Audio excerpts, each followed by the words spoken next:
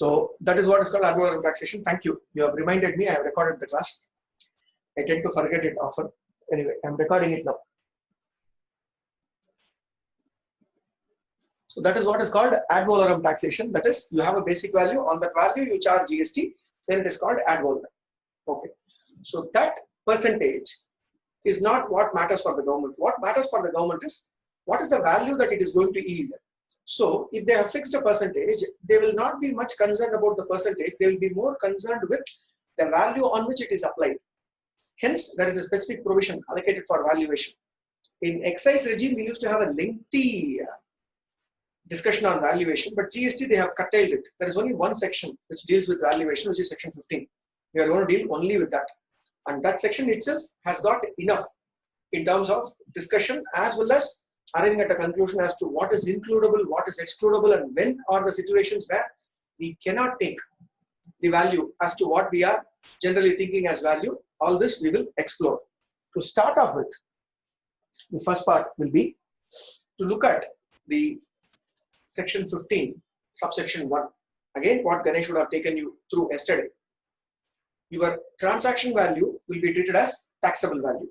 How we normally call it is, our TV will be equal to our TV. That is, the transaction value will be taken as taxable value by the department, but subject to two conditions. The two conditions laid out in 15 subsection 1 being that the supplier and the recipient should not be a related person, and the price must be the sole consideration. Supplier and recipient should not be a related person, and price must be a sole consideration. If these two are satisfied, then transaction value will be taken as taxable value. The department does not have a right to question why you charged only this much. Differential pricing, is it allowed by a person? Same product, to Mr. X, I will sell it at 100. To Mr. Y, I will sell it at 200. Is it allowed? Is it legal? Absolutely allowed, legal. There is no stopping that. Why? Because it is an open economy. He cannot say that you should sell only at this price. But they will poke their nose and say that I will not accept your transaction value. Why did you sell it at 50 rupees? Why can't you sell it at 100? Why you shouldn't have sold it at 125? That question, they have reserved the right to ask this question. The department can ask this question only in two situations: when they are able to prove that we are dealing with a related person. When we are dealing with a related person, department can easily pose this question as to why can't I disregard your valuation? One. Or when they find out that the price is not the only consideration that has happened between the two of us. So how price will not become the only consideration? Because I raise an invoice, you give me the value for it, but actually what we have done is there is a higher value for the whole transaction. We have decided to do the transaction or settlement in some other way. A simple example that I can give is during the service tax regime, one of the situations that happened when I was doing my articleship period. A famous auditor whom I assisted for a service tax case. That time he had won the case for a assessee. The total liability was around 2 crores. He won the case, paying only about 12 lakhs. So he was elated. The assessee gave the 5 lakh rupee fees to the auditor, as well as he gave a Maruti car. Now there came the problem. Though he got the Maruti car, subsequently there was a notice from the department to the auditor saying, you are liable to pay service tax even on the Maruti car value. Now you will wonder, sir, why should I pay on the Maruti car service tax? Because that Maruti car is a consideration for the service. I have rendered him service. He has given me 5 lakhs. That is on the invoice value. But apart from the invoice value, there is something else which has transpired between the two of us. There is some other consideration. There is some other price which has passed on between us, which is not settled in money. So, which could be settled in otherwise, or which could be settled in money also, but not in different terms. Then, when price is not the sole consideration, what is price, what is charged is not the sole consideration. There is something else behind the transaction. Then department has the right to say that I will poke my nose and I will not accept your transaction value as taxable value. So, TV is equal to TV. Transaction value will be taxable value only if two conditions are satisfied. If the two conditions are not satisfied, major issues ahead. That is the warning that I want to give at the start. Now we will get into the further provisions. Now, when transaction value is not is equal to taxable value only, I said that we'll have problems. Even in transaction value itself, we have got enough problems. Who is a related party? I think Ganesh would have discussed this yesterday. I've just given a simple scenario. Look at that example which I have given. See whether you can give an answer for this.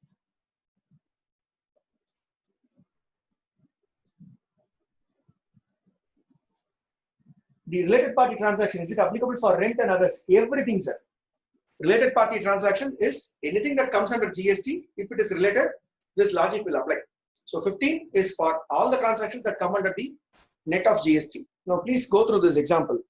AK Limited is a manufacturing organization in the outskirts of Chennai. It provides food and transportation free of cost to its employees. Is this food and transportation taxable under GST? That is the first question. Will it warrant taxability if AK Limited is recovering a portion of the cost incurred from employees? Please carefully understand the question. They are giving two things. AK Limited is giving food and transport to the employees. Two situations. They are giving the food. The food and transport is either given free, situation 1, or situation 2.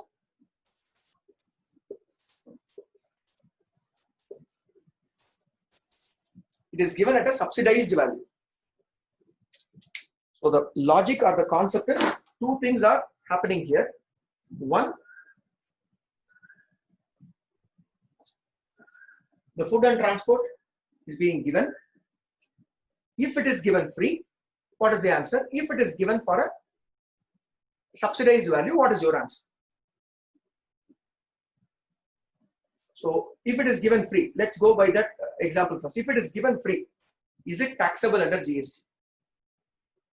Simply that is what I want as an answer. You can hit the chat box and give me the answer. If it is given free, is it taxable?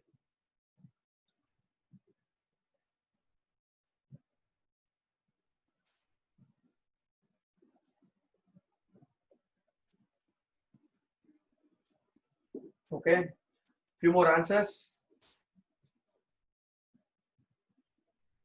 Good. We have got a mix of both yes as well as no. I'll have to give you my perspective. If it is given free and it is not included in the terms of employment, let me repeat, if it is given free and not included in the terms of employment, then it is taxable. Because if it is not in terms of employment, you are not giving it as part of the salary, then it will not get qualified for Schedule 3. What is Schedule 3 is? Schedule 3 says, I will say that certain transactions are neither supply of goods nor supply of services, one of which is employer-employee, where employee is the service provider and employer is the service recipient in the course of employment. So, if it is going to be a situation of food being provided free, transport being provided free, yes, we will end up in this situation. I know 100% of that manufacturing companies in and around Chennai or anywhere that you see, they all will be doing this. Sir, then what will happen in all those cases? That is where I think GST consultant is required. We should find a way in which it can be included inside the employment contract. If you don't include, we have a problem here. And tomorrow when input tax credit, when Ganesh is discussing, he will also highlight the point when he discusses about blocked input tax credit for food and beverage. There also you will have a counter of this discussion that we are having. The food and beverage given to employees, which I am ready to pay GST, can I avail input tax credit? Now that question will be answered tomorrow. If he is not specifically taking up this question, you please raise this question. But that is the input tax credit angle. I am talking from a taxability angle. Is it taxable? Yes, it is taxable. Sir, if it is done for a subsidized rate, is it taxable? So we have come across the free. Free is over.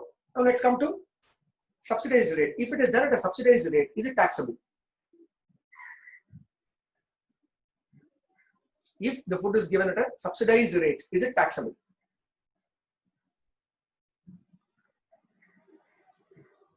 Again, your answers on the chat box.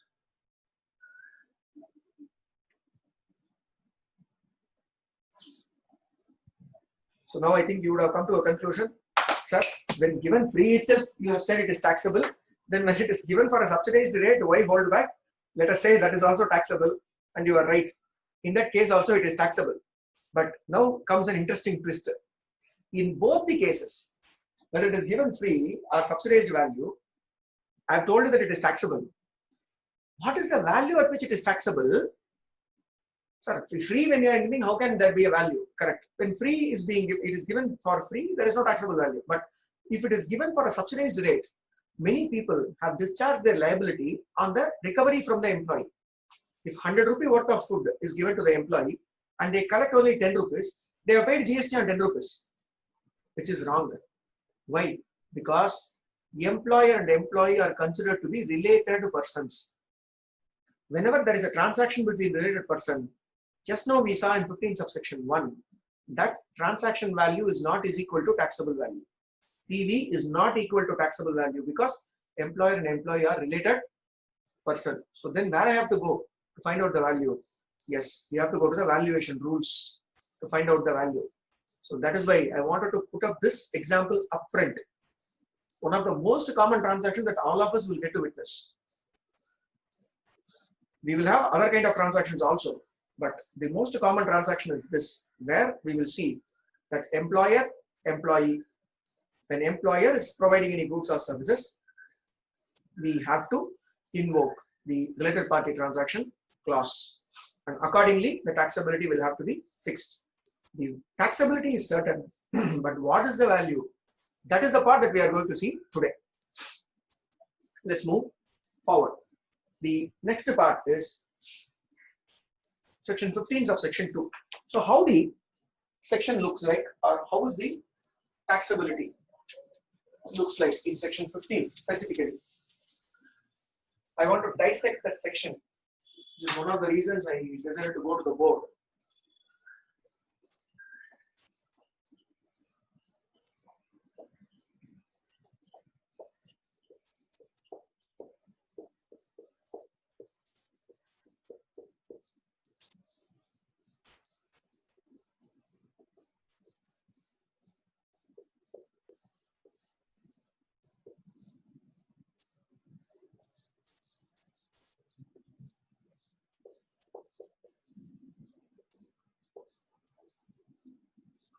Section 15 has got 5 subsections, where section 15 subsection 1 talks about the condition, which we have just seen. Transaction value will be treated as taxable value provided seller and the buyer and the seller, in other words the supplier and the recipient, are not related and price is the sole consideration. That condition is told here. What if that condition is breached?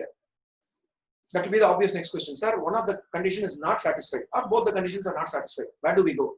If 15 subsection 1 is breached, we are supposed to get to 15 subsection 4, because 15 subsection 4 says, if you breach 15 subsection 1, please come here.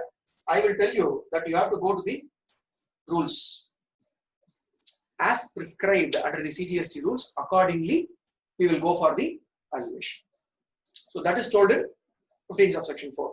So 1 and 4 are connected. Now the next aspect is, what is 2 and 3 doing? 2 and 3 are mandatory inclusions and mandatory exclusions from the taxable value. Let me repeat, mandatory inclusions and mandatory exclusions from the taxable value.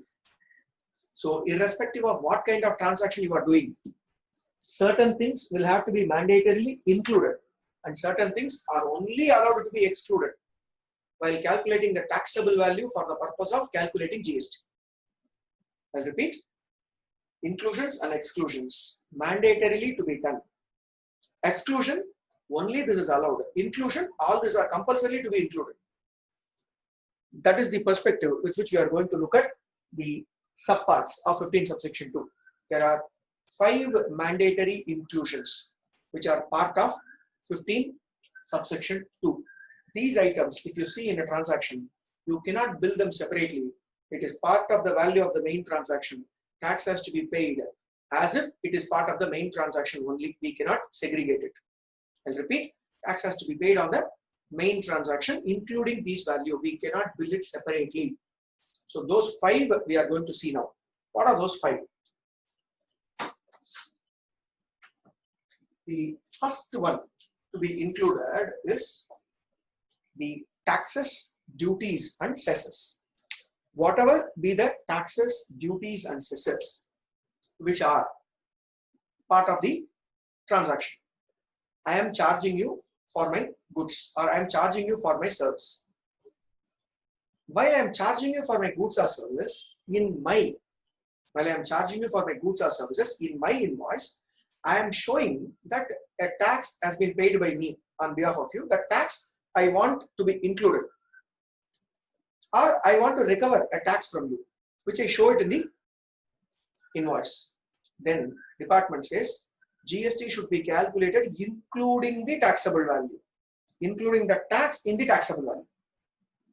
Any tax, duty, cesses, whatever it may be other than GST, not GST, other than GST, whatever tax, duties, cesses which is charged separately in a transaction by the supplier on the recipient shall all form part of taxable value.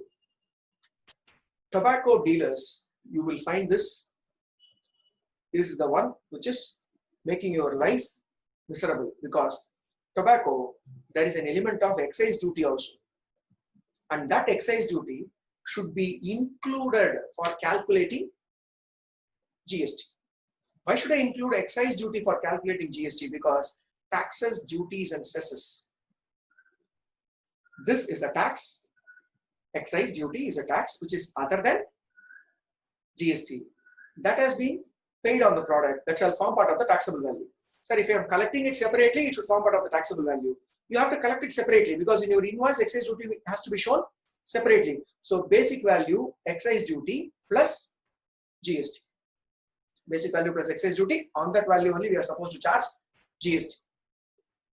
So this is how the tobacco products suffer. One. In GST itself, we have a unique situation. I'll give you a situation. Tell me, situation A, situation B. In which case, you see there is an inclusion. I am a builder. I'm telling you that the apartment, I will give it to you at 60 lakhs. I'll give you the apartment at 60 lakhs plus registration. 60 lakhs plus registration, which means I will collect from you 60 lakh rupee plus registration related stamp duty and registration fee.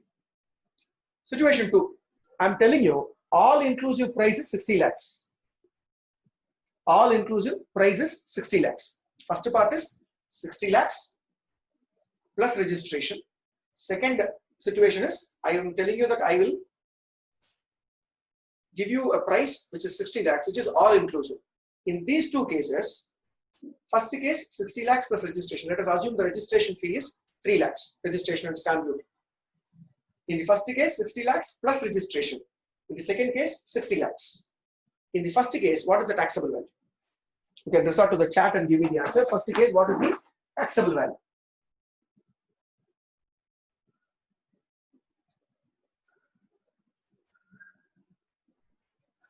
Perfect. In the first case, the taxable value is 63 lakhs. Why? Because you are suffering the registration charges, but you are not recovering it from them separately. Then 60 lakhs will be the taxable value. But the builder is saying, sir, I will charge you 60 plus 3. When I am recovering the taxes separately, that separately recovered tax will form part of the taxable value. Hence, it is 63 lakhs. The answer for the first one. The second part, is it 60 lakhs? Yes, because I am collecting from you only 60 lakhs. I am not showing anything separately as tax. So that tax which is not shown separately need not be included in the taxable value. So don't get me wrong here. Don't go in search of a tax and compulsorily add it in the taxable value. That is not what the department is asking us to do. If you are charging anything separately, please include it in the taxable value. That's all. Sir, I'm not charging it separately, sir. I'm anyway absorbing it as part of my cost. I have had markup on that, and that is why I'm charging a all-inclusive value. If you are charging all-inclusive value, on that anyway you are going to pay GST. Department is not losing out anything. So please be very careful when it comes to taxes recovery. I've got two questions. First question is that cesses are charged in the automobile sector. Should it form part of taxable value? Please note, sir, cess that is charged as part of automobile industry is not some other cess. It is a GST compensation cess. So as good as any taxes other than GST should not be included. I mean, should be included, which means GST related taxes should not form part of the taxable value. So CGST, SGST, UTGST, IGST, compensation cess. All this should not form part of taxable value. So they need not form part of taxable value as long as it is under GST. One. The second question that has come is, sir, if I am collecting income tax from my client, that is, I have paid income tax on behalf of my client. If I am collecting that income tax from my client, should I include it in the taxable value? You have asked the question which exactly after 45 minutes I would have taken up for discussion, sir. So please hold on to this question. I will answer it when we discuss about the pure agency concept in GST, Rule 33. So please hold on to the question till that time. For now, the first inclusion certainly that is going to happen is any taxes, duties or cesses levied under any other law for the time being in force in India except GST. By GST I mean including the compensation cess. These need not be included while calculating the taxable value, but the inclusion is only if it is charged separately by the supplier. That is when it will become includable. 15 subsection 2 clause A. Now for that itself in Rule 32A there has been a amendment, and people who have done Kerala related GST compliances, you will be able to easily relate to this. In the year 2019, Kerala GST, they wanted to have a Kerala flood cess. They introduced the Kerala flood cess from 1st April 2019. But suddenly they were pushed back. Why they were pushed back? Because 1st April 2019 they introduced, but as per the law, any taxes other than GST law should have to form part of taxable value. And this Kerala flood cess is levied by the Kerala Finance Act of 2019, the State Finance Act of 2019.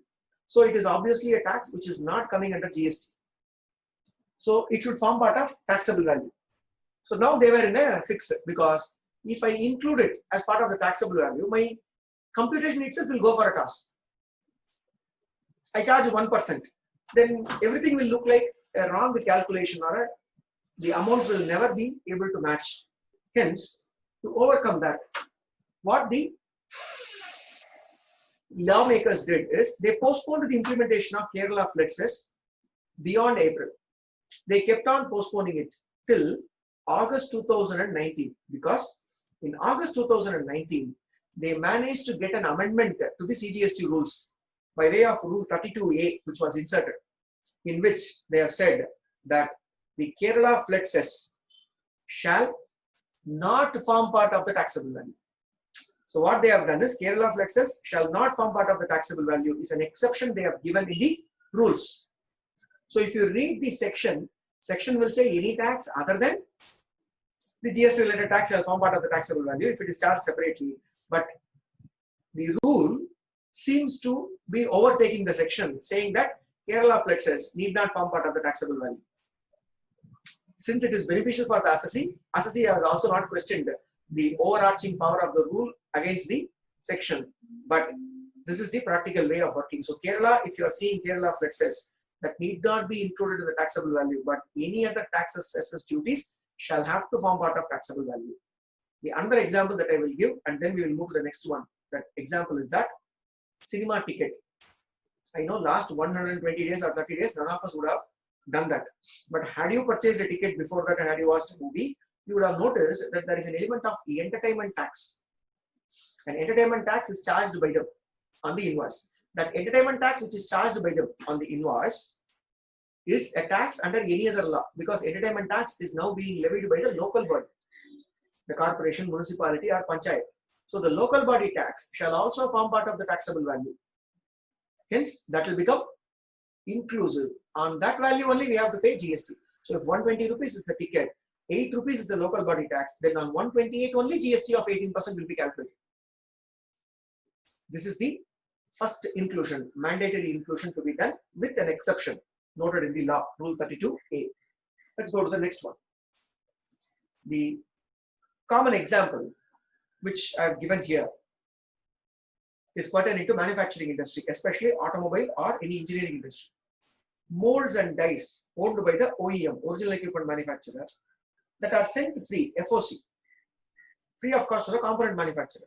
The main car manufacturing company, let's say Hyundai or Maruti, I am giving the component or I am giving the asset mold to you and say that use this mold for manufacturing the finished product. So the finished product is going to be used, by me, but the finished product is going to be manufactured by you, and you will use my mold, my dies, my tools to manufacture the finished goods. This is the scenario. In this case, this molds or dies which are given free of cost by the car manufacturer, let us say Hyundai Motors is giving to its component manufacturer free of cost. They are going to use it to manufacture their output, which is going to be sold again to Hyundai Motors. In this case, I've got a list of questions there. First question, is this act of sending the component free of cost, is this act of sending the component free of cost to the component manufacturer by the OEM, original equipment manufacturer, is it a taxable supply? I want your answer for that. Is it a taxable supply?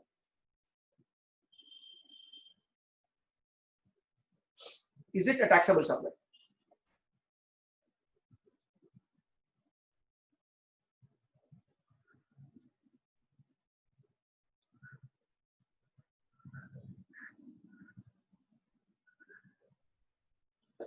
Okay, we are getting different kinds of answers. Yes, no. If it is not returned within 3 years, then only it will become taxable supply. Excellent. Good. This is where I wanted to include one of the important circulars which was given. The circular in June 2018, where the department clarified. What did they clarify? They clarified on the first point that if the tool or the mold or die is within the scope of the component manufacturer, that is, the component manufacturer, as per the contract, he should have only developed or purchased a mold or a tool. With that only he should have supplied. Then this free of cost supply by the original equipment manufacturer should form part of the taxable value. I will repeat, if that mold or die or equipment which is used by the component manufacturer, as per the terms of contract agreed, that is the scope of the component manufacturer. So the component manufacturer should only manufacture using his mold, die or equipment. Then in that case, he has breached the contract by getting it free from the original equipment manufacturer. In that case, the value of the freely obtained items will have to be included in the taxable value. First scenario. But the circular also gave a relief to assessee. And what is that relief? The relief is, if as per the contract, let me repeat, if it is as per the contract, it is agreed that the equipment or mold or die or tool will be given free by the OEM, and as per the scope, you are only supposed to make use of it and manufacture the finished component. As per the contract, you are only supposed to make use of the freely obtained equipment and finish the product and give it to me. If this is how it has been agreed in the contract, then the value of freely supplied item, that is mold, die or equipment, need not be included in the taxable value. one of the very, very important clarifications, because people who have done central excise will all remember this amortized cost inclusion. Amortized value of tool being included, that concept is easily circumventable in GST by what we are discussing now. How it can be circumvented in GST is, in the contract itself, you please agree that I am going to give it this free to you, but your scope is only to use it and manufacture the finished product. Then whatever I am giving free to you will not be a supply, will not have to be included in the value of the supply. So I have discussed the first question from the circular perspective, two parts. Now come to the second question. When the original equipment manufacturer is parting, he is giving the equipment, he is giving the mold from his factory, he is removing it and giving it to you. You are the component manufacturer. The Maruti Udyog Uttar Pradesh is giving it to a Chennai-based manufacturer. Now, the asset is not inside the factory of Maruti. Should they reverse input tax credit? Should they reverse input tax credit? Again, you can resort to the chat box and give me your answer, because that asset is not with them. Should they reverse input tax credit? What is your answer?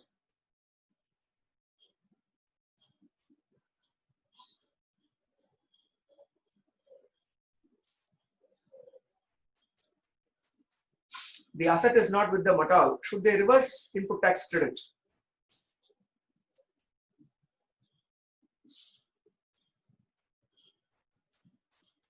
So that is where the first question's answer will have a bearing. If, as per the first question, the scope itself is agreed that I will give it to you and you only need to do manufacturing using that, then it is not a supply.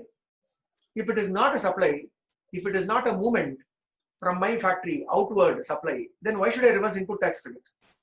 Okay, I will not reverse input tax credit, but is there a time limit? Can this mold or die or equipment stay with you forever? For that, we have to refer to the job working provisions. As per the job working provisions, what we need to know is that in that case, that is as per the job working provisions, in that case, any capital goods which is given to the job worker will have to come back within 3 years. So in this case, we meaning the original equipment manufacturer can take cover under that provision and say that if it is going to come back within 3 years, I don't have to reverse any GST. It is not termed as a supply, neither at the time when it was supplied, nor when at the expiry of the time limit. So within 3 years, if I am going to receive, there is no GST impact for me. One of the common situations that you will see always that will happen in manufacturing organizations, especially automobile and engineering industry. So incidentally, we have answered the other two questions also. How long the molds or dies can stay with the job worker? As we discussed, can stay up to 3 years. And is the value of the molds included in the value of supply, which is what I answered in the first place. Is the value of the molds includable? Absolutely not. If the contract is worded that way. If the contract is worded in the first situation way, that is where the scope of the manufacturing of tool or usage of tool is with the component manufacturer, then it shall get included in the value of supply. A very important clarification given. Now, 15 subsection 2 deals with scenarios where any amount that the supplier is liable to pay, any amount that the supplier is liable to pay, but which has been incurred by the recipient. As per the contract, the supplier should have paid it, but it is paid by the recipient. Instead of supplier paying it, recipient steps in and pays it. Then department says nothing doing. As per circular number 47 of 2018, I will include it in the taxable value. So department will certainly include it in the taxable value, because what is payable by the supplier, if paid by the recipient, shall form part of taxable value. Very, very important inclusion. Every contract you have to carefully note this. Practically also we are seeing, in some cases what happens, freight or any expenses, let's say loading, unloading. This is within the scope of the supplier. Supplier says, I will come and deliver, sir. But supplier is not able to organize for people. Recipient pays that. What is payable by the supplier, if it is paid by the recipient, it will form part of taxable value. We have to include that and charge GST on that also. So please be very careful. And then the third inclusion that we are going to see is incidental expenses. Anything and everything that is incidental to the transaction. What is incidental?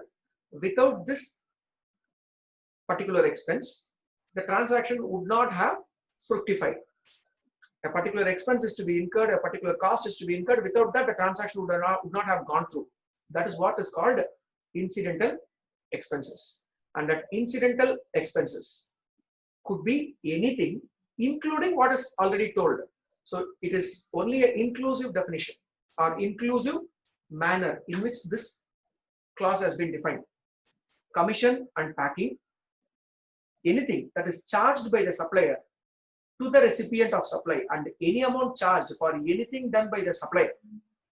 So first part is anything done by the supplier or any charge by the supplier on the recipient in respect of the supply, which has happened either at the time of delivery or before delivery of the goods or services. At any point of time, any of the incidental expenses that we incur, which we charge, we ask our recipient to pay us, shall all form part of taxable value. I can just list out like the common expenses we see: freight, insurance, handling charges, loading, unloading, warehousing, packing, special packing. All this are incidental expenses, which should form part of the taxable value. And that inclusive only we are supposed to calculate the value of supply. If it is going to be a composite supply, include it and tax it at the principal supplies rate. If it is going to be a mixed supply, tax it as the highest rate. That is governed by Section 8. So, the incidental expenses is the third mandatory inclusion in the taxable value. The next one that we need to see is the other two inclusions, other two mandatory inclusions for calculating the taxable value. The first one is interest or late fee or penalty. Interest or late fee or penalty for delayed payment of any consideration. Interest or late fee or penalty for delayed payment of any consideration. You did not pay me within this time, so I am charging you interest. You did not pay me within this time, I am charging you late fee or penalty. In all those cases, that amount will form part of taxable value. This is where one of the recent circular number 103, which was given, a very important and a well thought out circular, where the question came, sir, penal interest is being charged by the bank. Bank is charging penal interest. Is penal interest taxable under GST? I want your views. I am supposed to pay the monthly interest, but I did not pay properly. So what the bank did, they asked me to pay 2% extra as penal interest. Is that penal interest chargeable to GST? What is your view? You can resort to the chat box, give me your answer. Is that penal interest chargeable to GST?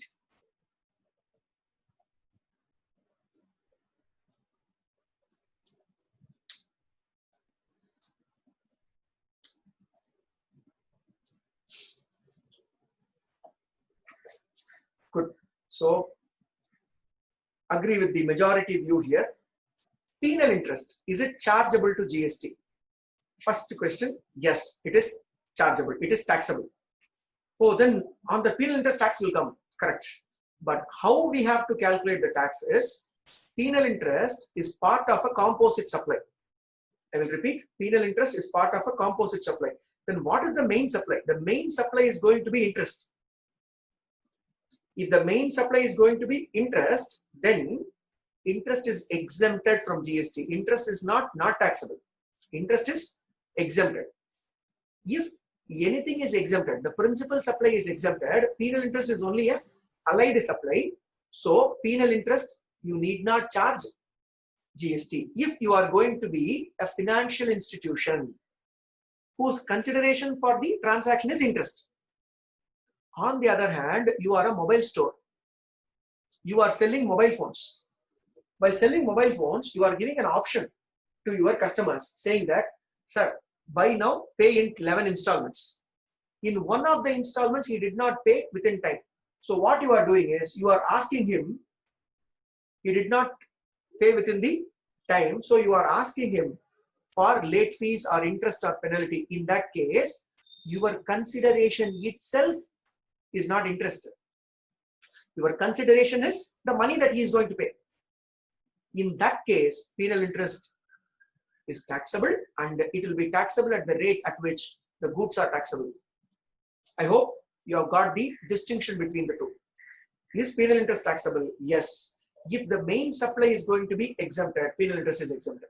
If the main supply is going to be taxable, penal interest will also be bearing the brunt of GST. This is a circular 103 which was given by the department. A very, very important clarification, I would say, because most of the banking and financial institutions, they were struggling to understand whether penal interest should be charged. Penal interest should be charged. The answer came very clearly from there. And inclusion is also something which you have to be very careful to look at. Interest, late fee or penalty, by whatever name called. My Airtel postpaid bill, they will put in the bill that by 5th of August, if you pay 412 rupees. Any delay beyond 5th of August, it will be 512 rupees, 100 rupees late fee. Now, why are they charging this late fee on me? They are charging because delay in payment of consideration, which is allowed. Then that will be included for the purpose of calculating GST. It is mandatorily to be included by calculating GST. So that is point number 4, mandatory inclusion under section 15 subsection 2. The last inclusion mandatorily to be done under GST is subsidies. Any kind of subsidy which is directly linked to price, linked to the transaction, linked to the price, which is subsidizing the value, that value has to be added back and GST has to be paid on the inclusive value. But what they have excluded is any subsidies provided by central government or state government. I'll give a classic example. In Tamil Nadu, post 2016 elections, there was an announcement in the election campaign that all the working women who have a certain criteria fulfilled, they will be given 50% of the value of the vehicle that which they want to buy. They want to buy a scooter. That scooter, 50% value will be given by the government. That is a government subsidy. So how the transaction will look like?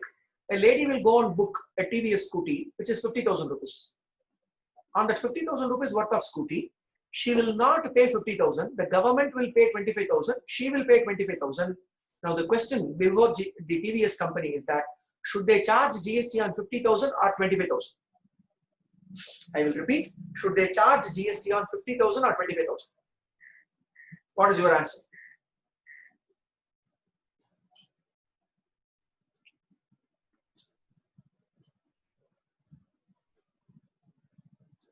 Good, a fair mix of both the answers are coming. The answer is, they should charge GST only on 25,000. Sir, why? It is linked to price, correct. But it is a subsidy given by state government. Look at the wordings. What the provision says is that subsidies directly linked to price, correct, but excluding subsidies provided by central government or state government. So the subsidy given by central government or state government shall not, need not form part of taxable value. Now you know the reason why the transactions such as the ones which are given by the government, that is duty drawback, MEIS license, or any kind of backward area subsidy, none of it need to be included in the taxable value, because first you have to ascertain whether it is linked to price. Sir, it is linked to price. Then the next question is it given by government? Yes, it is given by central government or state government. Then it need not form part of taxable value. It need not be included for calculating GST.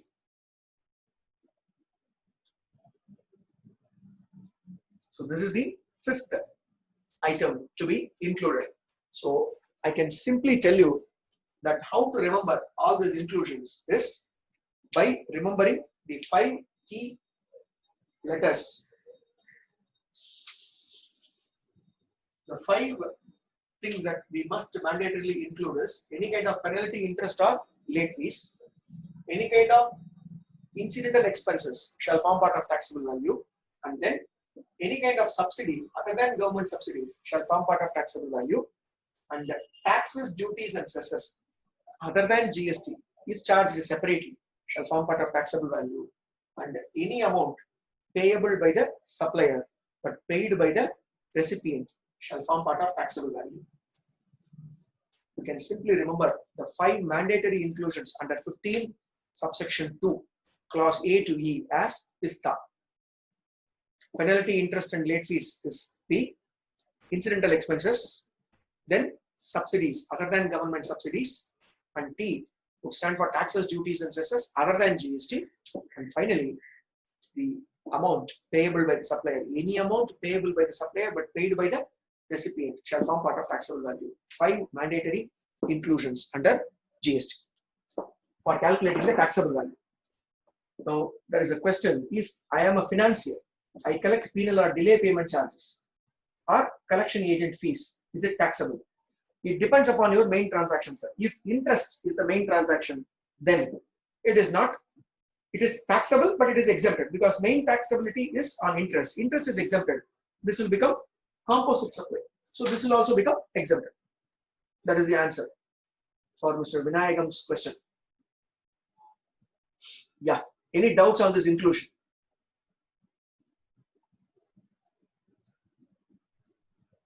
If you are clear with inclusion, then I think we'll proceed to the exclusions. The value of supply shall not include any discount. So 15 subsection 3 is dealing with exclusions. 15 subsection 2, we saw what all are includable in the taxable value come what may. 15 subsection 3, we are going to see the exclusions which are allowed by the law. What is the exclusion that is allowed by law? The exclusion that is allowed by law is discount. So what they are saying is discount is the allowed exclusion.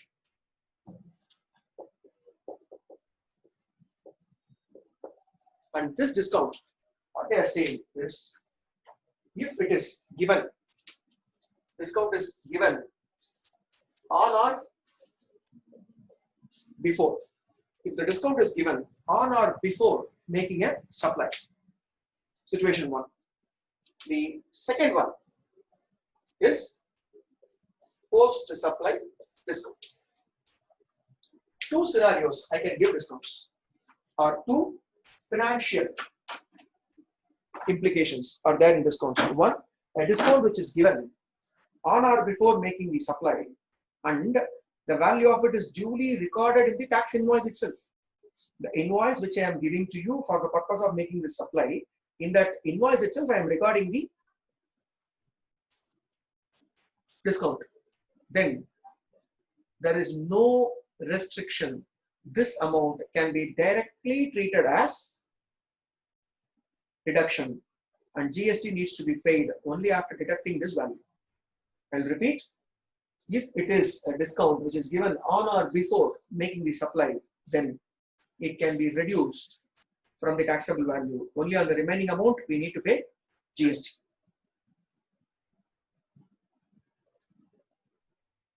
But on the other hand, if the discount is given after making the supply, first I have made a supply to you, then subsequently I am telling you that we will enter into a discount. I will give you a discount. Now, if that kind of discount is given, it is allowed as an exclusion. It is allowed as a deduction from the taxable value only if and only if the 3 conditions are satisfied. Though in number there are only 2 conditions. Actually, there are 3 conditions. What are they? Such discount should be as per the agreed terms, which means this discount cannot be ad hoc. It should be a pre-agreed discount. I will repeat, it should be a pre-agreed. There should be a proof that we have already agreed on this discount. It should not be decided after making the supply. The discount is something which we should have decided even before making the supply. Point number 1. And the second condition is the discount that is being given, how will you give a discount? We will give by way of a credit note. The credit note through which the discount is being given, that credit note should be linked to the invoices.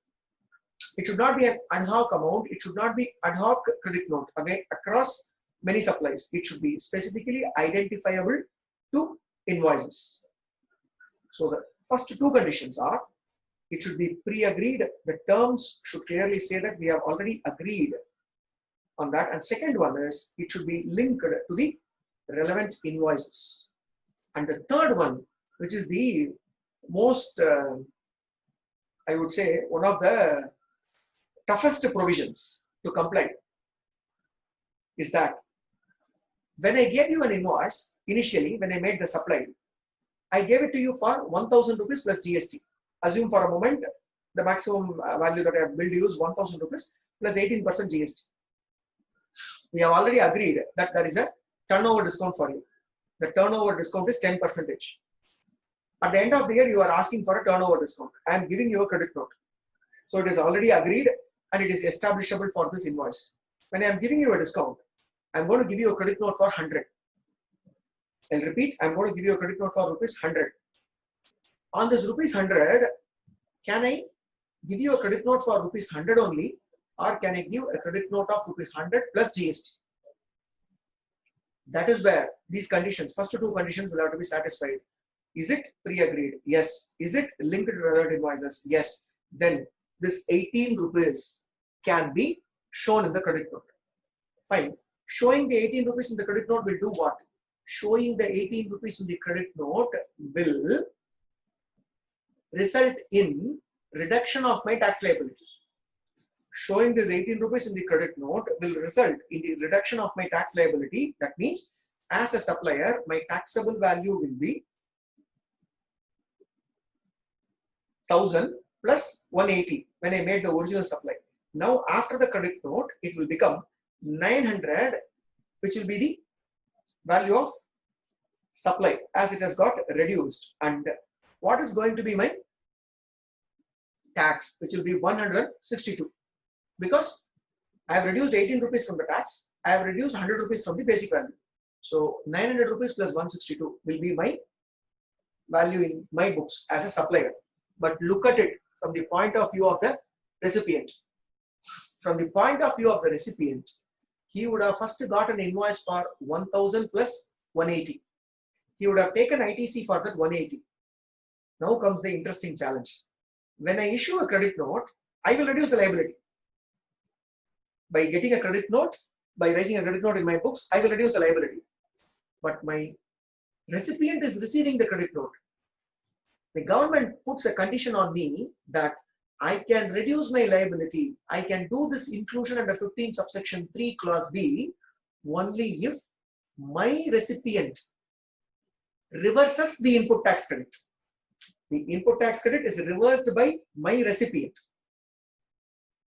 The input tax credit, which is pertaining to the discount, which I have given by way of a credit note, he should reverse. If he does not reverse, I will not be entitled for the reduction in liability. All the cement companies are badly hit by this, because when they supply it to their dealers, there is already a pre-agreed discount. They supply. Subsequently, they give a credit note. But the problem that they face is, sir, how will I ensure whether that person has reduced the credit or not? Yes, this is a huge problem. I'll explain it one more time. The cement company is billing for 400 rupees per bag and sending it to the dealer. As per the terms of agreement already, if the dealer is able to achieve so much of sales, the cement company will give him 10% discount. Now they are giving a credit note for 40 rupees. In this credit note, they do 40 rupees plus GST.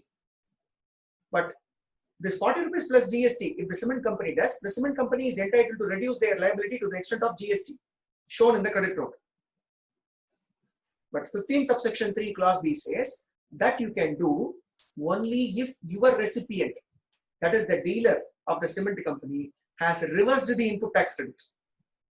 Because he would have taken input tax credit on 400 plus GST. Now he has to reverse, which they are indirectly posting it as a responsibility of the supplier. So I have seen 2 or 3 cement companies at least appointing chartered accountants to go and audit their dealers' accounts.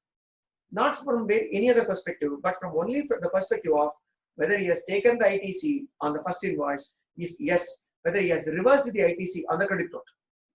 Only if he has reversed the ITC on the credit note, then only they do the reduction in their liability. So a very, very important provision. In valuation, what can happen is we tend to overlook the valuation provisions because we say, sir, this is how we are doing, sir, we will continue doing like this. The problem is, last 3 years, there has not been any audit by the department. They have the right to do the audit. Some of the clients only they have done the audit. But the day they come to your doorstep for doing audit, if they find it out, imagine you have to pay it retrospectively for 5 years. That is the impact of valuation. Today, it is how it is happening. I don't have a problem. It is a short-sighted answer. Sir, this is how we are doing, sir. We don't have any problem. We don't have any problem is a short-sighted answer because the person who knows the law, the enforcer of law has not done the audit. The enforcement department of the GST department, when they come for audit, you get through them. Then you can sell that, sir, this is how I do and I am happy about what I am doing. It is legally compliant. But till that time, we have to be compliant with this provision. That is why I appreciated those cement companies for appointing their representative to check whether the dealer is reversing the ITC. Because if the dealer does not reverse ITC, who will be punished? The cement company will be punished. It is not the dealer who is going to be punished. It is the cement company who will be punished for this transaction.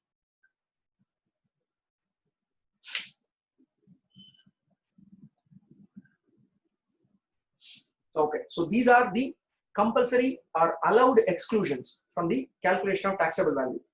So there are some questions which we can take up. What kind of agreement or document to be there? Sir, any kind of agreement. It need not be stamped also. Even your purchase order or sales order, it contains the pre-agreement stating that if you do this much, you will get this discount. If you do this much, you will get this much of discount. Something of that sort where we can prove that it is already agreed. That is what is required. If GST is not reversed in the credit note by the cement company, is it mandatory for the dealer to reverse the ITC on the discount received? Sir, GST is reduced by the cement company in their taxable value. If in the credit note, the cement company is not showing GST, then the dealer need not reverse ITC. If the cement company is showing GST in the credit note, then it is mandatory for the dealer to reverse the ITC. Next one. If discount is given in the form of any kind, how to treat? Sir, discount is not given in form. What you are saying is, instead of giving you a discount, I give you something free. In that case, what will happen? You don't have to worry about it at all, because if something is given free, you already know that 2 points you will be caught. One in ITC. That is, if anything is given free, ITC should not be availed on that. Sir, I have availed ITC, I am giving it free. Then what will happen? Remember Schedule 1, Para 1. If any business asset on which ITC is availed is given free, you are supposed to deem it to be a supply and you are supposed to charge GST. So, if anything is given in place of discount, in lieu of discount, if something is given, you will anyway be caught by Schedule 1, read with Section 17, Subsection 5, Clause H. So, I don't think we will get away by giving anything in form. In case this dealer may pay the tax, that credit note. It is not like paying the tax, you are reversing the ITC. If you don't have ITC in that month, then it is going to be amounting to paying of tax. Correct. Most of the offer comes through email only. Is it okay? There is no other go, sir. If the communication is going to happen through email, at least ask them to give a purchase order signed. Even in these days, emails with the digital signature is acceptable. Ask them to please have a purchase order or a sales order somewhere where there is a digital signature, digitally signed document is there. At least that will help you in future when department finds it out, rather than at that time wondering in whose email box it will be there. Finding out whether it is in the sales manager's email box or in the finance manager's email box. That is what will give more strength to the department argument. They will say you have to pay GST on that amount. So please ensure that this doesn't happen. So this is the mandatory inclusion and exclusion, 15 subsection 2 and 15 subsection 3. Now we have to proceed to 15 subsection 4, which is saying that when any one of the two conditions is not satisfied, we are supposed to do the valuation as per the rules. So we are now going to travel to the rules, CGST rules, rule 27, 28, 29, 30 and 31. What we will do is we'll take a quick break of about 6 minutes or 7 minutes, probably it is 7:09 in my watch. Maybe by 7:16 we will assemble back, and then at that time we will continue with the other parts, which is the evaluation rules. So a 7 or 8 minute break we will take.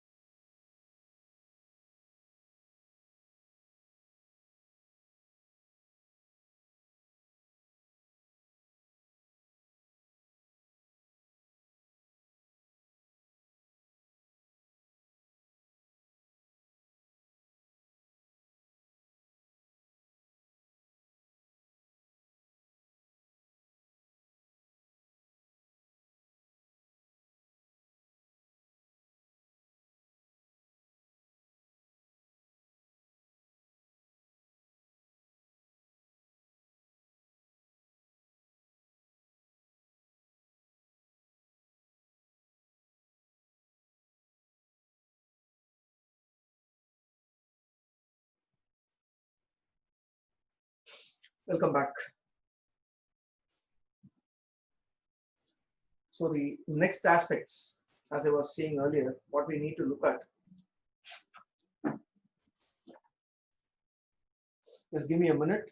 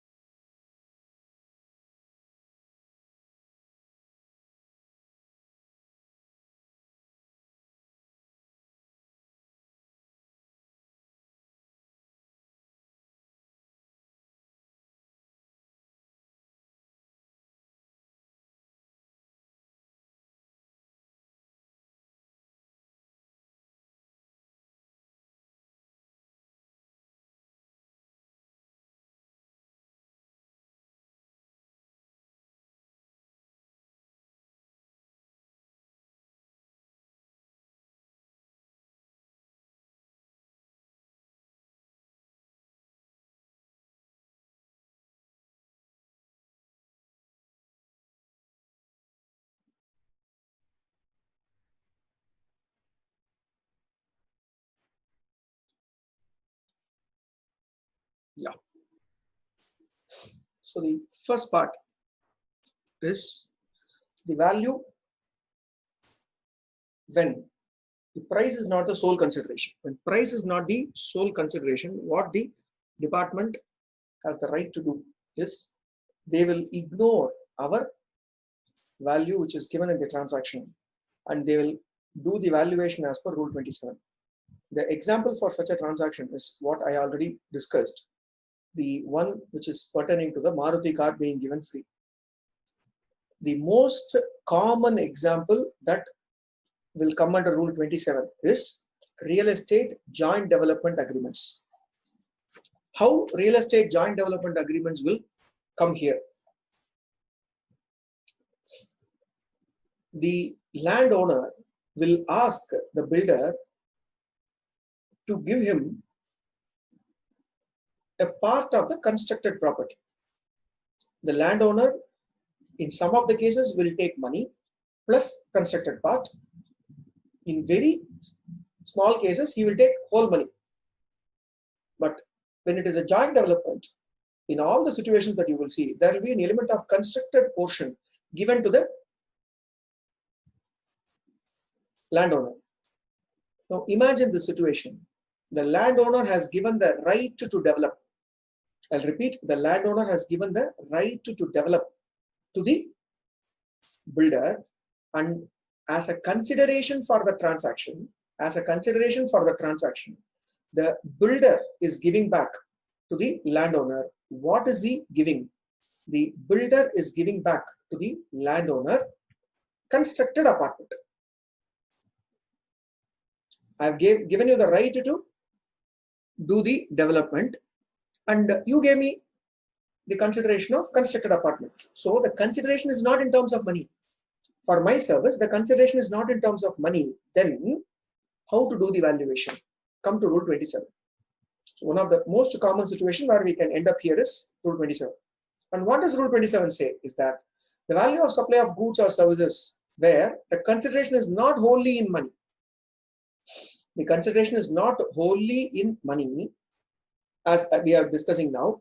Either only constructed apartment is given or value, some amount of cash plus constructed apartment is given. In both the cases, the consideration is wholly not in money.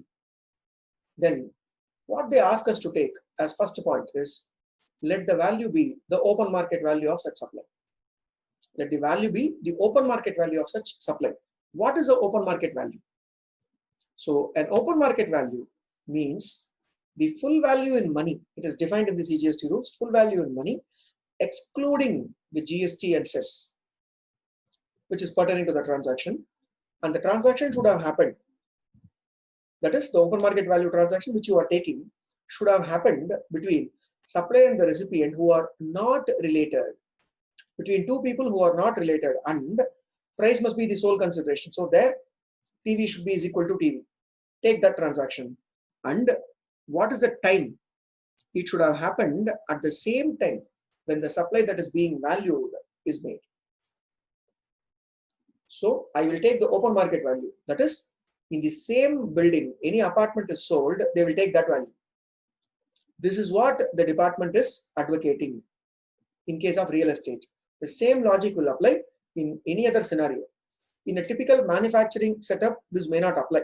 So this is a unique situation for some of the service providers, or in some of the cases, especially the real estate, it is the most prevalent situation where money is not the sole consideration. The department has got to do the right, got the right to do the valuation as per Rule 27. And as per 27, what they can do, the first option is take the open market value. If the open market value is not going to be available, is it possible? Yes. In some of the cases, the open market value is not available. Similar service is not happening. Similar service but at the same time is not there. Then what should I do? Then they say, okay, if similar thing has not happened, open market value is not there, please take the sum of consideration in money and anything that is paid other than money, that is other than money consideration is there, that consideration, please convert it into money terms.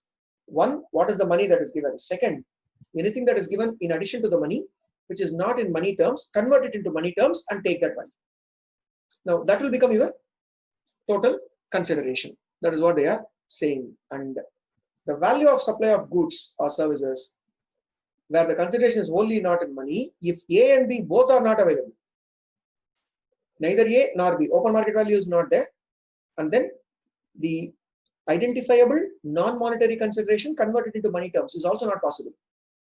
Then the third option that is left with us is, please go and take the value of like kind and quality goods. Like kind and quality goods or services which are given near to the time. Please take that value. That is what they are suggesting. 27, Rule 27, subclause C. If this is also not available, then we have got the only option, which is to go for the method as per Rule 30 or 31. What is the method as per Rule 30 or 31? That is what yesterday Ganesh would have introduced to you, which is the cost of goods sold. So what is Rule 30 and 31 talking? We will see it in few minutes, but let us quickly recap the hierarchy. Take the open market value. If it is not available, take the monetary value plus converted monetary value of non-monetary consideration. If that is also not available, third option, like kind or quality, same kind or quality given by you at about the same time, take that value. Sir, that is also not available. Then what to do? Then please go by Rule 30 or 31 in that order. Rule 30 or 31 talks about the cost-based valuation. And how does that happen? As I said, 30 or 31 we'll discuss a little later. Rule 28 is a very important situation. 27, I said, can happen only in some of the situations. 28 is prevalent everywhere.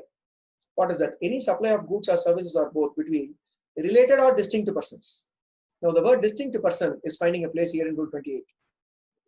When you are doing a transaction with a distinct person is same PAN, different registration. Related person is different PAN, but we are related in either way, by way of control or by way of shareholding. Any one of the way we are related. In those situations, how are we supposed to deal with Rule 28? Rule 28 says that, okay, you have done a transaction between the two of you. Then step 1, go and find out the open market value. That shall be the taxable value. What? I have to take open market value for stock transfer? Wait. Then it says if open market value is not available, then take the like kind or quality, which we have discussed already. The same goods or same type of service when it is given, take that value. If that is not available, again the universal answer, go to Rule 30 or 31. What is Rule 30? What is Rule 31? As we know already, cost based. So is it how tough I have to do the stock transfer valuation? The importance of Rule 28 is not in this provision. The importance of Rule 28 resides in the proviso. Rule 28, the most important place is the proviso. It is not the rule per se. The proviso says that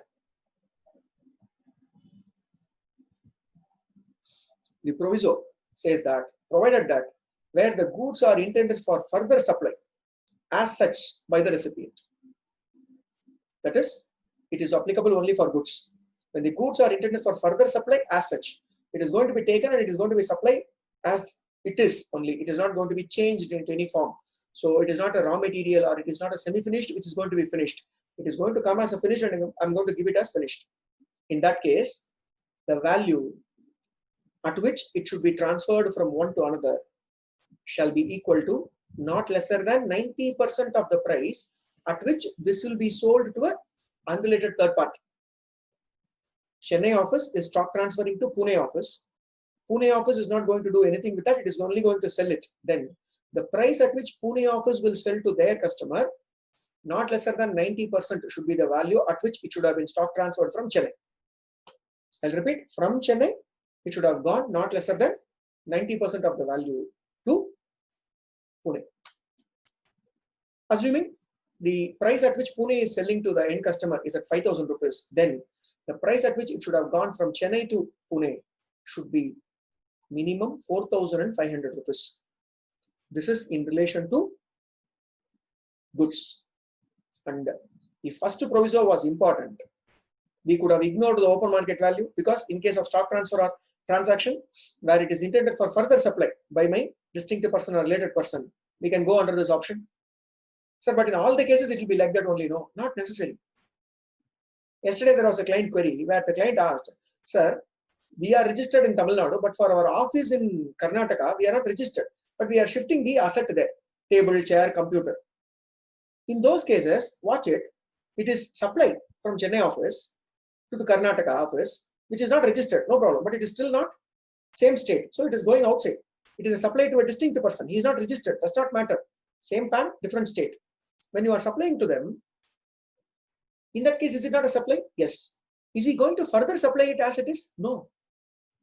He is not going to supply it further. So what is he going to do there? He is going to use it. Then in those cases, you will not come under the first proviso. I'll repeat, you will not come under the first proviso in those cases. Then where will I come? You will come to the second proviso. That is why I said second proviso is even more important than first proviso. First proviso covers only goods. Look at the second proviso. Second proviso says, provided further that the recipient is eligible for full input tax credit. When the recipient is eligible for full input tax credit, whatever be the nature of credit, be it input services or capital goods, whatever be it, if he is eligible for full input tax credit, then the value shown in the invoice shall be deemed to be the open market value. They have solved all our problems, but provided the recipient should be eligible to take input tax credit. Now, still going back to my example, Karnataka is not registered. I'm doing a stock transfer. You cannot use proviso 2. Then where will I go? You will have to go to open market value only. You cannot come to first proviso or second proviso. For you, it is open market value only. But when it is a stock transfer where my other branch is only going to sell it, in that case, I can come even to second proviso. I need not go to first proviso. When it is supplied as such, I can go to the second proviso also, because it is supplied as such, sir, but is he entitled to take full input tax credit? Yes, he is entitled to take full input tax credit. Then why should I do the valuation at 90%? I can do it at much lesser value also, as long as my recipient is eligible to take full input tax credit. That is the point. If my recipient is eligible to take full input tax credit, I don't have to bother about the 90% or open market value that we discussed earlier. So I will repeat rule 28, a very, very important rule. All the 3 clauses in the rule are important, but they get overridden by the provisos. And the first proviso is intended for further supply, and the second proviso is applicable for both goods as well as services.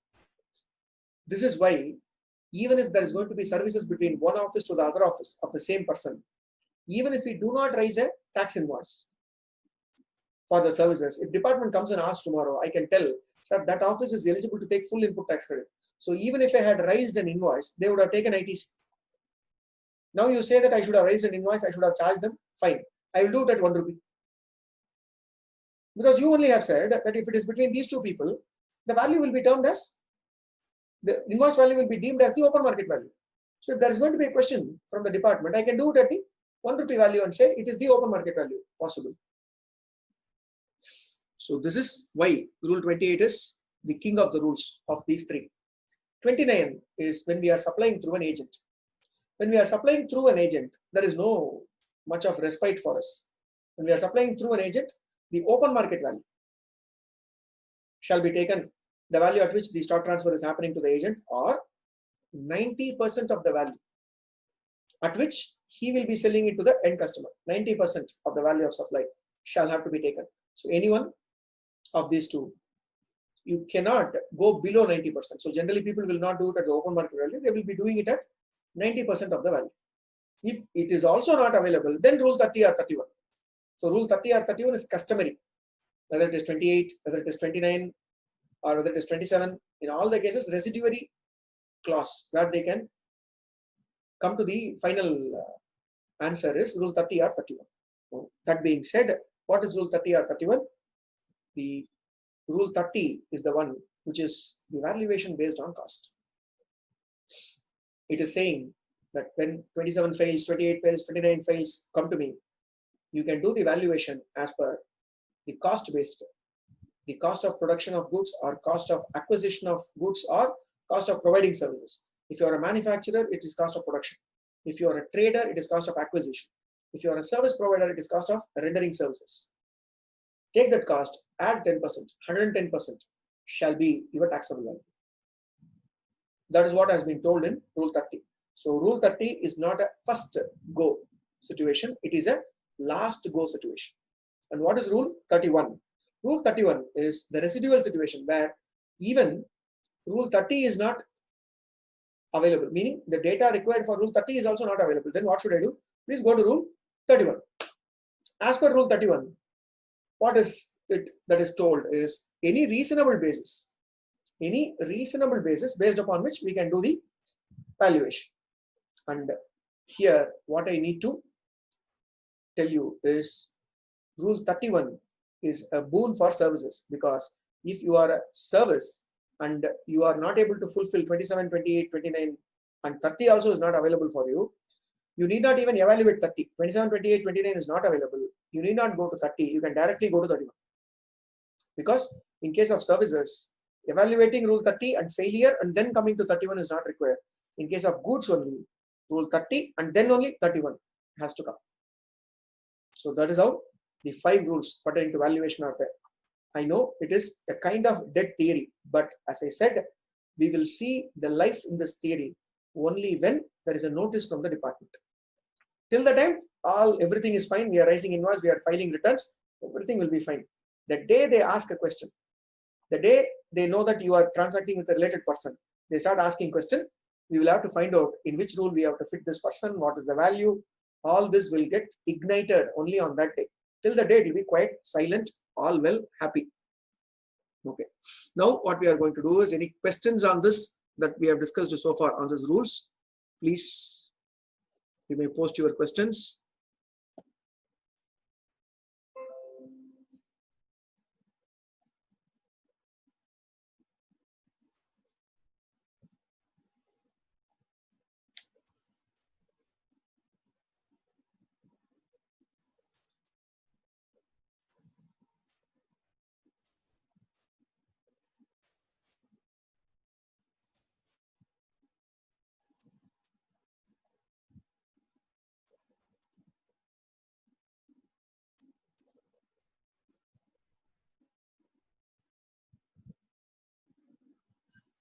There is a question, can I raise a credit note without GST portion? Absolutely possible, sir. There is no problem. Because if you raise it without credit note, you are actually helping the department by not reducing your GST liability. If audit fees is charged in head office, whether it needs to be charged back to branches. Whether it needs to be charged back to branches, my answer would be, if you get registered as an ISD, then it will be better to distribute it. Because tomorrow department can dispute that how come you availed all the credit in Chennai only, while the audit fees is common for across the location. So there is a problem that can arise there. What will be the valuation that is applied in this case? I'm not even advocating on charging, because auditor would have charged you audit fees. How can you charge audit fees to your branch? You are not doing audit, so you cannot call it as audit fee service. So there I have a dispute. So no need to charge it back as audit fee. You should only do ITC distribution as per ISD is what is my view.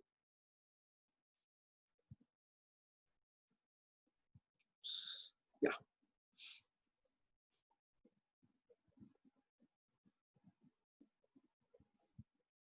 Okay. Can we go to Rule 30 directly? Now what I said is Rule 30 going there directly is not possible unless you exhaust the options of rule 27, 28 and 29. After we exhaust these options, we can go to 30. But if you are a service provider, you need not exhaust 30. You can directly go to 31. If you are a service provider, any reasonable basis is fine. You need not maintain the cost of rendering service and then go. That is not required.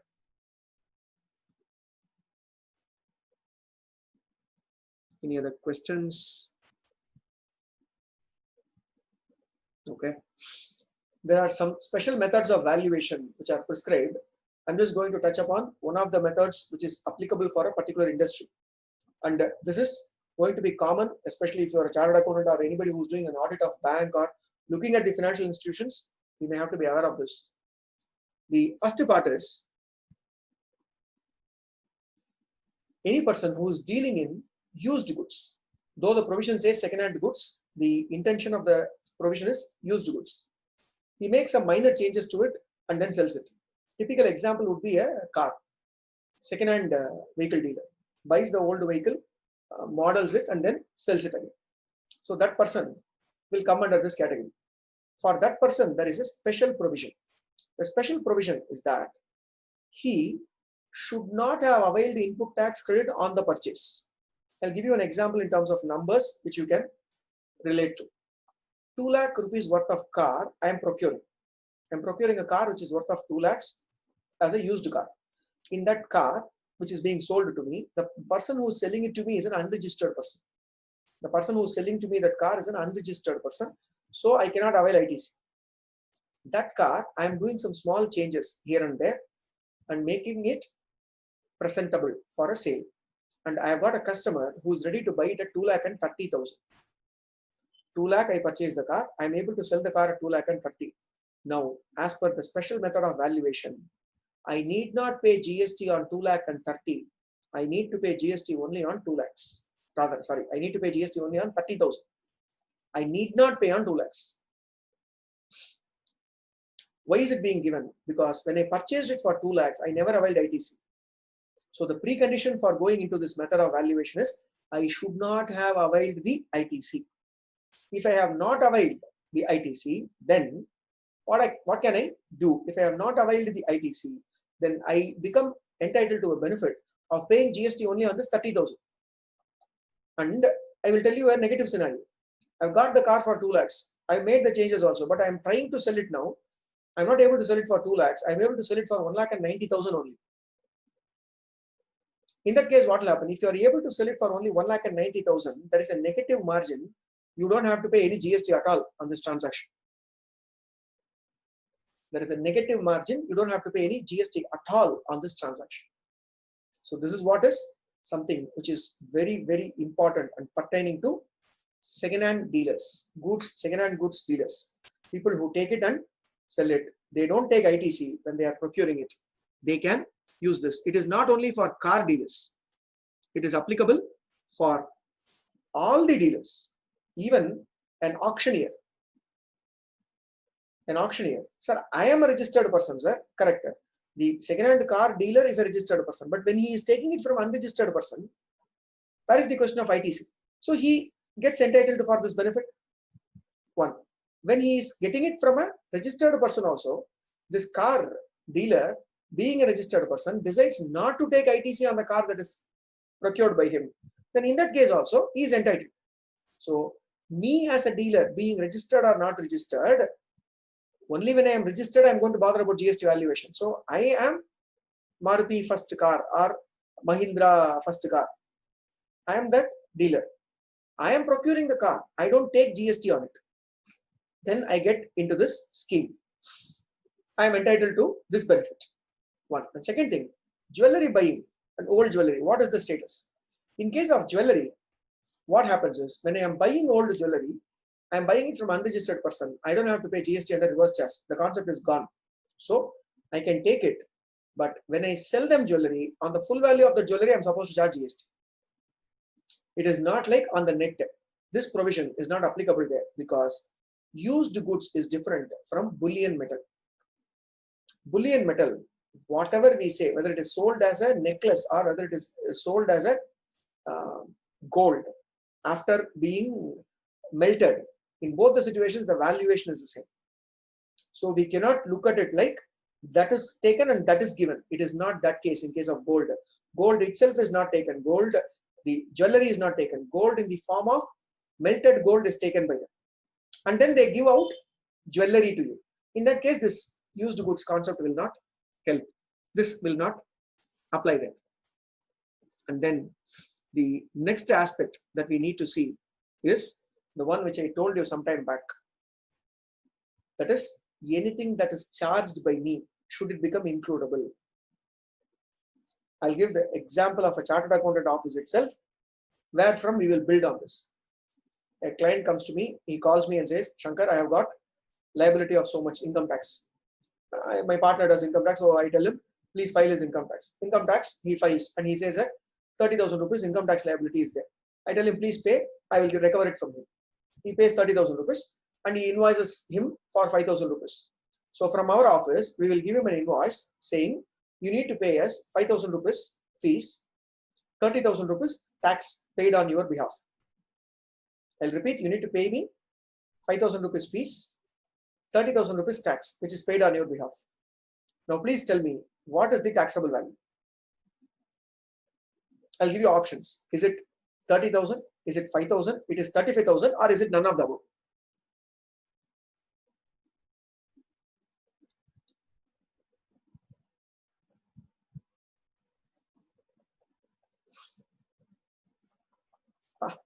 Universal answer is 5,000. Okay, I've got one answer. Sir, 35,000. I am raising in one invoice showing 30,000 as tax paid on behalf of you. Then why should it not be 35,000? Correct. That is what is the problem precisely created by the department. And they gave a solution also. The solution is what we are seeing, which is called as pure agency.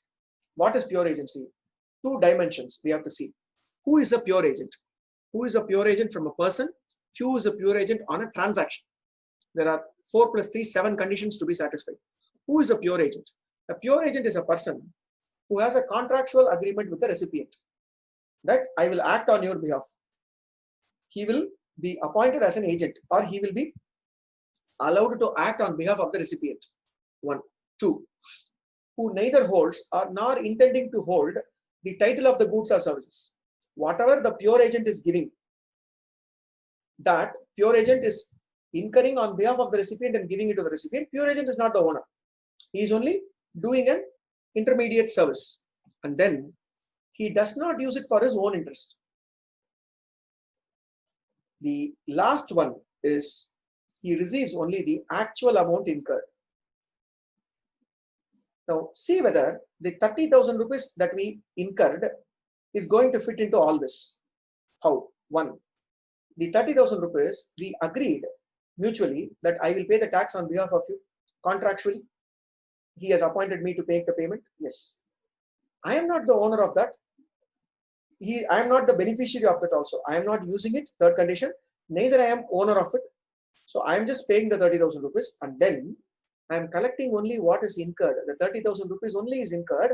I collect that only from you. So, but you are collecting 5,000, correct? I am collecting 5,000, which is my fee. But 30,000 paid, I am collecting only 30. I am not saying I will pay 30. I will collect 31 from you. No, there is no markup on that amount. I am collecting only the 30,000 from you. Is it clear? So the 4 conditions are satisfied. Same way, I will put one more thing into this dimension. We are doing an audit of a client. Let's say a bank audit. The bank is saying, please give your reimbursement claim also. We have traveled the AC train fare. We have stayed there in the hotel. And then we have eaten food. All that we are itemizing and giving him a reimbursement claim. Please tell me, this reimbursement claim, is it includable in the taxable value? What is your view? Reimbursement, taxable, not includable.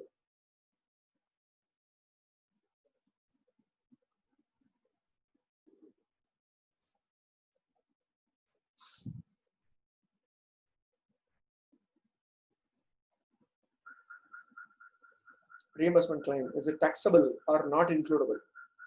So again, we are getting answers in the both the directions. For this only, I need to give you my view. Is it includable? Please look at whether it satisfies the 4 conditions. Yes, sir. Contractual. Yes, bank has told. Please incur, I will reimburse. So contractually agreed. Am I the owner of the hotel? Am I the owner of the airlines? Am I the owner of the train? No. I have just used it. Did I claim anything 1 rupee more? No. Sir, 3 conditions are satisfied. But look at the third condition. The third condition is he should not use it for his own interest. Now, please tell me, the auditor is traveling or auditor is booking on behalf of the client? The auditor is only traveling. Auditor is incurring. An auditor is incurring on behalf of the client, correct? But auditor is incurring and using it. Third condition is not satisfied. In the hotel room, auditor is staying, or hotel room, assessee is staying. Auditor is staying. And then look at the other situation also. Food, auditor is consuming or assessee is consuming. Auditor is consuming. In that case, you will come under the third condition not being satisfied. That is why all reimbursements will not get excluded from taxable value. Only a reimbursement which is satisfying all the 4 conditions. Like the first example that I gave, the tax that is paid. The first example of tax satisfies all the 4 conditions. You can get away from the taxable value. I will collect 35,000 rupees plus GST, but GST is only on 5,000. But when it comes to reimbursement, it is includable in the taxable value because it doesn't satisfy the third condition, which is required. That is, he should not use it for his own interest. He has used it for his own interest. It is consumed for rendering the service. It is not given as part of rendering the service. It is consumed and then only service is given. Hence, you have consumed it. You become, for the transaction, principal to principal, and it is not agency relationship. It becomes includable in the taxable value. But is all the reimbursements includable in taxable value? No. If you satisfy this 4 condition, you will be able to exclude it. And at a transaction level, these 3 conditions must be satisfied. That is, I should have got the authorization. I think the first condition of being a pure agent will satisfy this. And I should indicate this amount separately in the invoice. This amount should be shown separately in the invoice. And the supply that I do by way of a pure agent should be in addition to the service that I am doing already. I cannot be doing only reimbursement. Sir, you please give me, I will pay the bill, sir. You please give me the amount for the bill. That's all. If you do this, you are not a pure agent. You are still taxable. Sir, why am I taxable? I am only receiving what I have incurred. Correct. But on a transaction level, the condition is that you should be doing this in addition to the service that you are doing. So the 5,000 rupees that I billed to my friend, 30,000 rupees I sought. The 30,000 rupees is in addition to this 5,000. So the 5,000 plus GST is allowed. But if I do only 30,000 take and 30,000 give, fully taxable. I cannot do only reimbursement for the client. I should do some other service. In addition to that, the reimbursement happens. That reimbursement satisfies the 4 conditions where I will be held as a pure agent. Then only that reimbursement can go outside the purview of taxable value. Else, it will become part of the taxable value. You have to pay GST on that. So a very, very, very important concept, pure agency. We move to the next part, rate of exchange. What is the rate of exchange that one has to adopt for the purpose of valuation? How do I do the valuation? When we are doing the valuation, especially in case of import and export related transactions, the rate of exchange that needs to be taken is the rate of exchange which is notified by the customs department in case of goods. Every month, customs department will come up with, for this kind of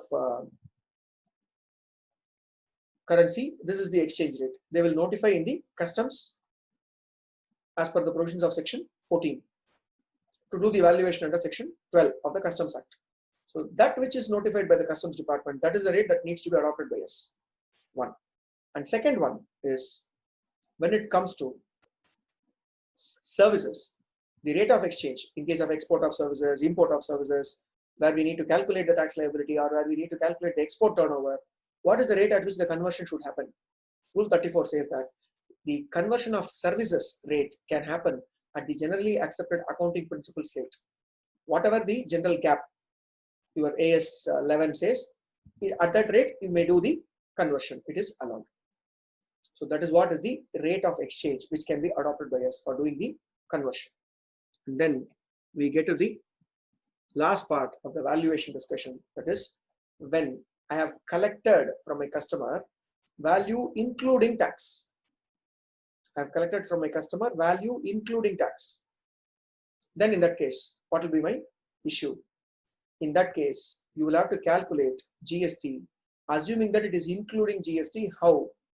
For example, if GST is 18%, then you have to calculate, you collected 100 into 18 by 118. You have to calculate the value as 100 into 18 by 118, because this 100 that you collected is deemed to be including GST. So you have to take 100 into 18 by 118. Accordingly, this 18% will get extracted from this 100, not calculated on this 100. If you calculate 100 into 18 by 100, you will be paying 18 rupees. But you need not pay 18. You can actually reduce the liability for the assessee by paying into 18 by 118, so that it will become something in the range of 16 point something.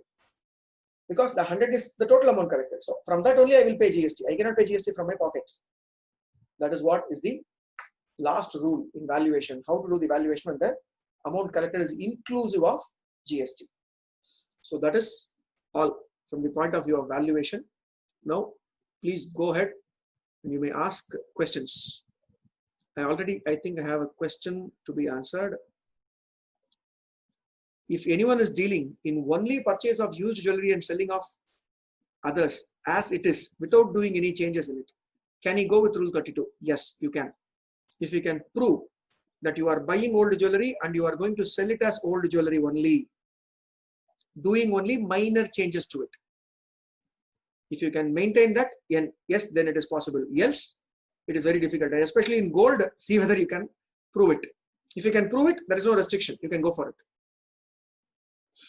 Another question from Chetan is that a person dealing in ACs, they sell and provide AMC services to both registered and unregistered person. While selling, they also buy back old ACs. What about the buyback of old AC? Good question. When I am buying back the old AC, first part, we will discuss about the buyback transaction, and then what he does with the AC, we will discuss it second part. The first part, I have got the AC back, I have got the AC purchased from a person who is buying my AC. Now please tell me whether the other party is registered or unregistered. Sir, the one who is giving me the old AC is a registered person. That person is supposed to give it to me with a tax invoice. Because he is a registered person, how can he give it to me without raising a tax invoice? He has to give me with a tax invoice. One. Second, he is an unregistered person, then he need not give it to me a tax invoice. I don't have to pay GST and the reverse charge. I can take it as it is. Situation is over. Now, if you as a dealer in AC, you are going to sell it as a used AC, you have not availed ITC on procurement of this AC, no problem. You can give it away and pay GST only on the differential if there is going to be a positive margin. If there is not going to be a positive margin, you don't have to pay at all. Okay. I think I have answered your question, Chetan. I'll go to the next question, which is jewelry auctioned by bankers. The jewelry is actually taken by the bankers. I would say repossessed by the banker, correct? Or they have exercised their right of recovery. You have taken money from me. You have given gold as a collateral. You have not come and given the loan back. So I have taken the jewelry. So in this case, the jewelry is the own property of the bank. It is now property of the bank. That is why they are able to sell. In that case, whatever is sold by the bank is liable to pay GST on that. Because the jewelry was taken by the bank. The jewelry was taken by the bank from the person. Are they going to sell it as the same jewelry? We have to check. If they sell it as the same jewelry, then the price at which, that is the loan which is foregone by the bank, and the difference of the price at which they are able to sell, on that only they need to pay GST. Because banks take the jewelry and sell it as it is. They don't sell it after melting.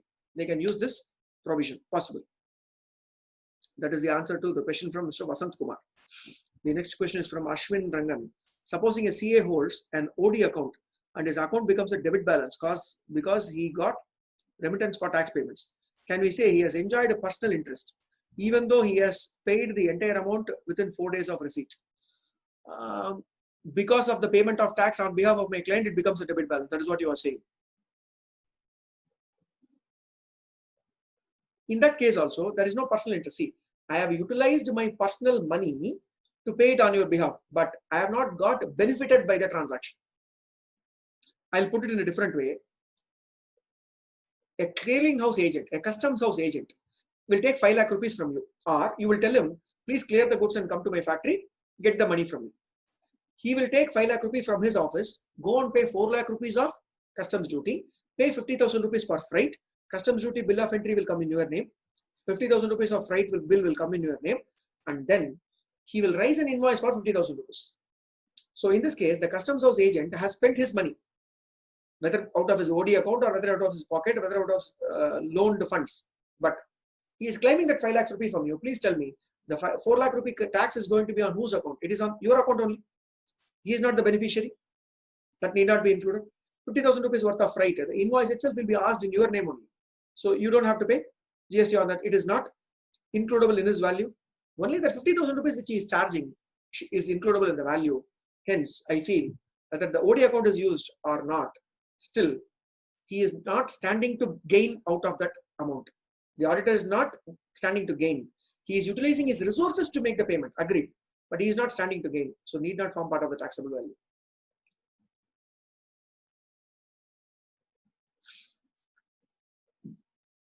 Rajagopalan has asked a question. A sells goods to B at 100 and asks the supply to C at 80. A reimburses 40. Okay, what is the transaction value for B? Now, very simple. If B is going to supply to C and C is a person who is not related to B, whatever value that B supplies will be treated as the taxable value, because department cannot question your taxable value unless you sell it to a related person. Our price is not the sole consideration. For you, what is received from the C, the end customer, is you are supplying it to an unrelated person, and price is the only consideration you receive. That will be the taxable value. There is no problem. But the problem will be with respect to A and B's transaction. That is what you will have to prove it to the department. So the 40 rupees that he reimburses, no, which is by way of a credit note, I assume. If he does that, and he does that with the GST, meaning for 40 rupees he is reducing GST, he has to prove that it is a discount which is allowed. As per the provisions of 15 subsection 3, 3 conditions must be satisfied.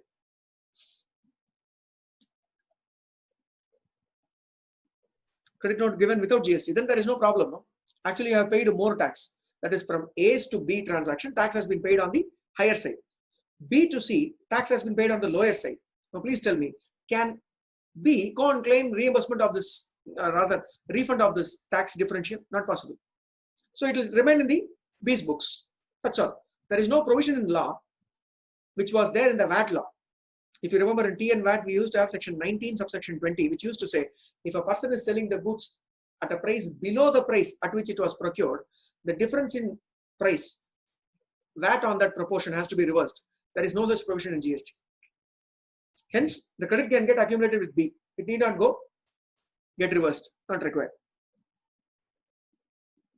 Vasant is asking a question. Sir has accepted department. Tax paid by recipient on such credit note. I'm not able to understand the question, sir. Can you rephrase the question? So the gain should be directly linked to the supply. Absolutely. Because I am acting as an agent for doing this supply only. So the gain or the utility of my personal, for my personal use, should be related to this transaction only. Asant, you have asked one more question. I'm not able to understand it. Instead reversal. Not able to understand it. Can you come again on that question? But in the meanwhile, anybody else has got a question, I can take. And on the video part, I think Ganesh should have come and told you something. I think Ganesh is not able to join. I'll give you the technical team of Let's Make GST Simple. They told me that if you have a Gmail ID only, you can access YouTube. That means if you're accessing it through your registered ID. So if you're having a Hotmail ID or a Yahoo ID, see whether you are able to log in through that ID and watch the YouTube. So that is one problem I think some of you faced, where you are not able to click on the link and you are not able to see the video, because that video is viewable only if you have a Gmail ID. Maybe if you are having a Gmail ID, use that ID, send an email to us saying enable this email ID. We will give access to that email ID. Then you can see in the YouTube link.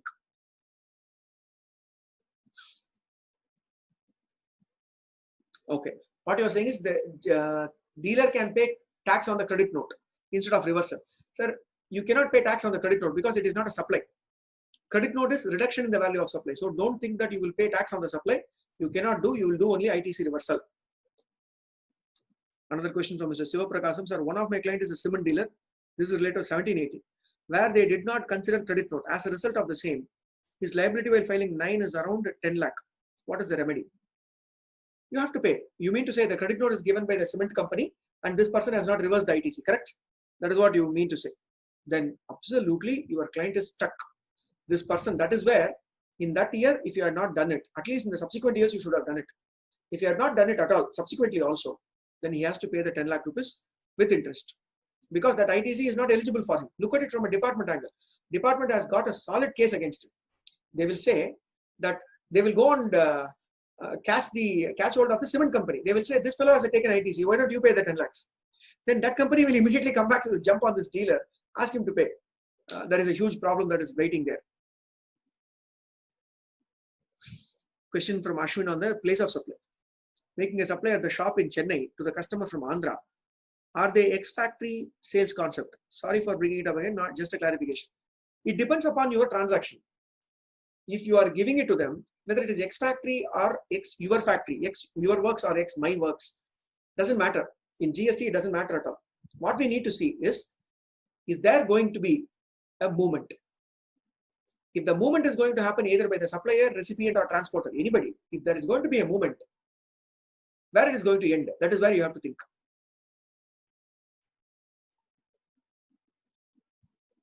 Suprakasam is asking, now is it possible for reversal?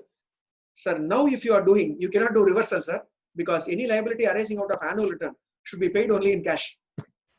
So you will have to pay by cash. One thing that I can suggest to you, which is litigatable, that is, you can do the reversal of ITC by DRC 03. DRC 03, you reverse ITC and tell them that this is the tax that I need to pay. The 10 lakhs I have reversed by ITC.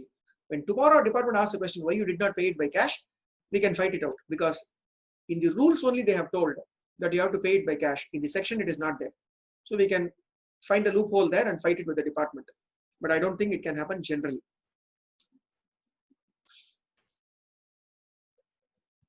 Okay, I think on that note, we will close today's session.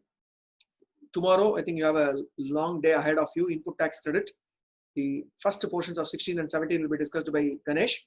And then on Friday, I'll be coming in for the special provisions. So let us keep it that way. Let's meet on Friday. That is for my session. Tomorrow, Ganesh will take you through the input tax credit basics at 6 o'clock. See you tomorrow. Bye.